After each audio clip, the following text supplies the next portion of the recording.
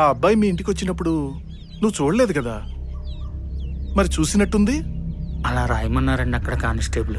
అంటే అలా రాస్తే గానీ కేసు. ఆ టీ కొట్టతను రేపటికి సిద్ధంగా ఉన్నాడా? ఉన్నాడయ్యా. ఏమ్మా, ఫోన్ కాకుండా ఇంకా ఏమైనా తీసుకున్నావా నువ్వు రాజేష్ దగ్గర? అయ్యో, ₹1 కూడా తీసుకోలేదు సారు. ఏదొకసారి ఆ సెల్ ఫోన్ ఇలా ఇవ్వు.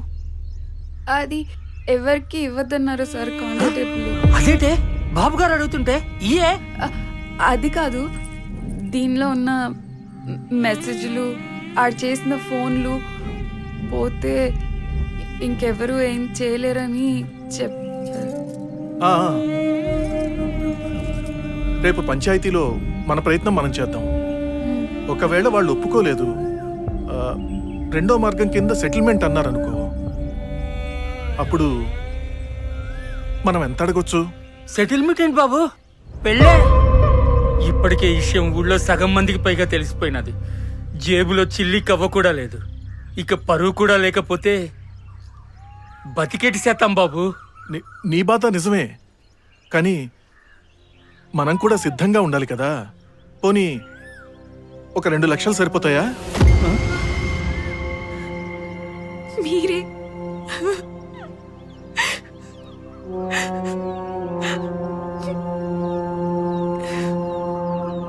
మీరిప్పించిన 100 గజాల్లో కిందకు కొట్టు, పైన మేము ఉండడానికి కనీసం 10 లక్షలైనా. ఇల్లు కట్టుకోవడానికైనా కొట్టు కట్టుకోవడానికైనా బాగుంటుందని. సరే ఉంటాం బాబు.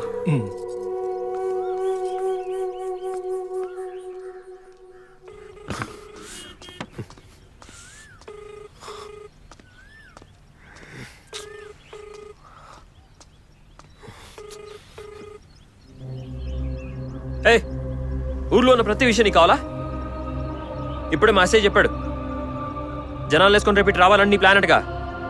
ఇదిగో చెప్తున్నా చూడు, మా ఇంటి వైపు ఒక్క అడుగు ముందుకేసినా తల బద్దలు కొట్టేస్తా. రేపు నేను అక్కడికి వస్తే నీకే మంచిది అనుకుంటున్నా. రానా వద్దా?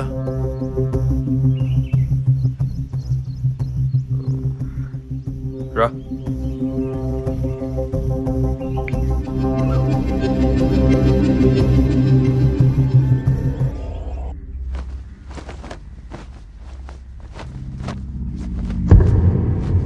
ఏంట్రా బట్టలు సరుతున్నావు? మనం వెళ్ళాలనుకుంది రేపు కదా. నేను చెప్పానుగా ఇవాళ వెళ్దామని. ఇల్లు కొనడానికి వాళ్ళు అడ్వాన్స్ ఇస్తానన్నారా? ఆ ఎస్ఐ కూడా ఇంటికి వస్తానని కాల్ చేశాడు.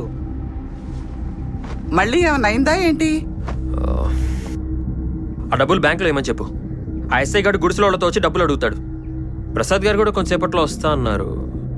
అయినా నువ్వు బట్టలు సర్దుకొని నిన్ను బస్ ఎక్కించేస్తాను. సాయంత్రం కల్లా సామాన్ లారీలో వచ్చేస్తాయి. ఎవడేం వాగుతాడో నేను చూస్తాను. నువ్వు నోరు మూసుకొని కూర్చో. అన్నీ తేల్చుకున్నాక మనం రేపు వెళ్దాం. అరే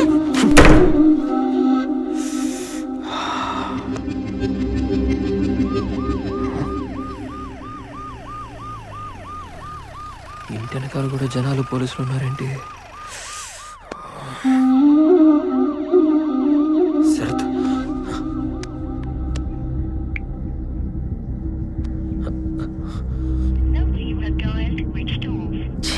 కృష్ణయ్య కాపాడవయ్యా.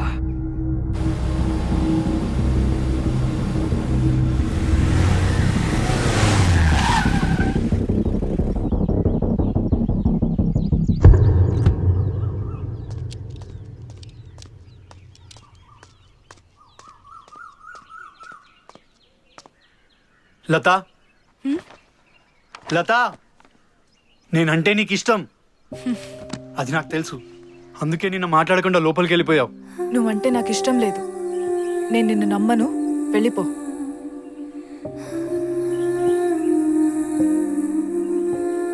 నాకు ఐఐఎంలో సీట్ వచ్చింది.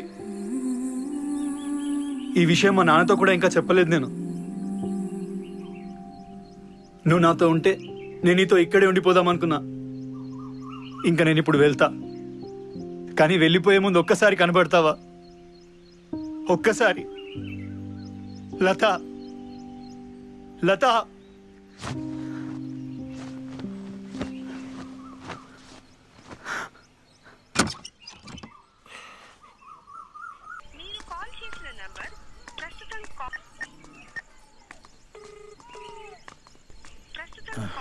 బాబు మా వాళ్ళు ఎవరు ఫోన్ ఎత్తట్లేదు.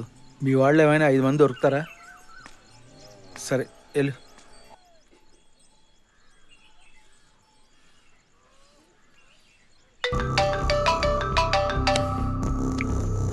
హలో. నేను ఇవాళ రాలేనండి. దాని గురించి కాదు బాబు, మా వాడేమైనా నీ పక్కన ఉన్నాడా అని. నా దగ్గర లేడండి. నేను కొంచెం చిరాకులో ఉన్నాను.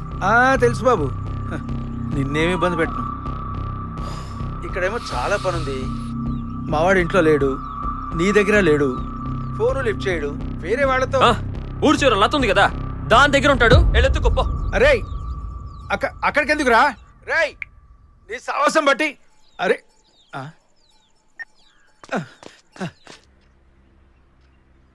ఒక్క 5 నిమిషాలు నా పక్కన ఉంటావా?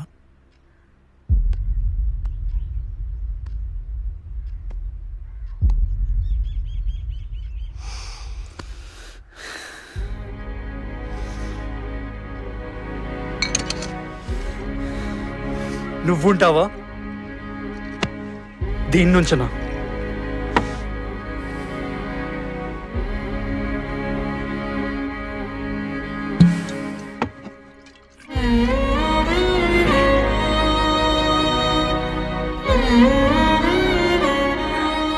నేను చిన్నప్పటి నుంచి ఏ అమ్మాయిని ముట్టుకోలేదు తెలుసా. నిన్ను కూడా చూడగానే నేనేమి ఇష్టపడలేదు. కానీ నువ్వేంటో చూశాక బయట వాళ్ళ గురించి ఏమనుకున్నా అనవసరం అనిపించింది.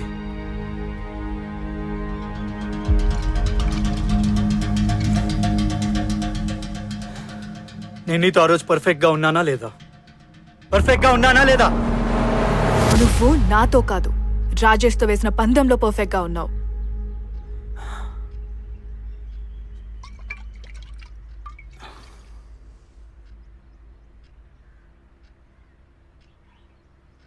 రాజేష్ గారు పెళ్లి చేసుకుంటానంటే సరే అనేదానే కదా. వాడు వెదవే, కానీ నీకన్నా బెటర్.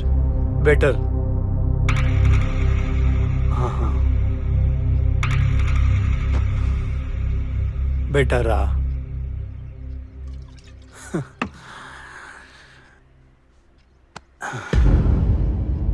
నెలకెంత సంపాదిస్తావే నువ్వు? అది ఇప్పుడు అనవసరం. ఎక్కువ మందితో ఉండడం ఇష్టమా? మీరు ఇంకా బయలుదేరతారా? ఎందుకు ఇబ్బంది పడుతున్నావు? నువ్వు చేసేదేగా అడుగుతున్నా, చెప్పా. కొన్ని పరిస్థితులు కావాలనే తెచ్చుకుంటాం, కొన్ని వాటంతటా అవే వస్తాయి. మీకు ఆ తేడా తెలిస్తే మీ ప్రశ్నకి సమాధానం దొరుకుతుంది.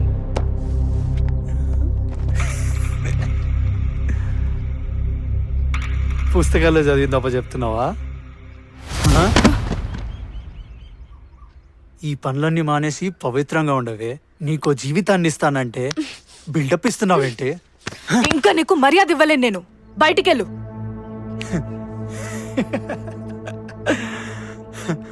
నువ్వు నాకు మర్యాద ఇవ్వాలంటే నీ దగ్గర ఉండాలి కదే మర్యాద. బజార్దానా.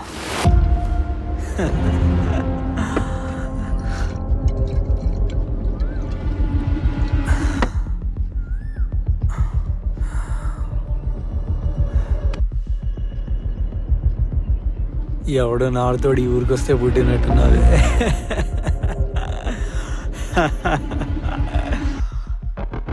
ఏ అది ప్లే చేయి, మ్యూజిక్ ఆన్ చేయవే. హలో, మ్యూజిక్ ఆన్ చేయి.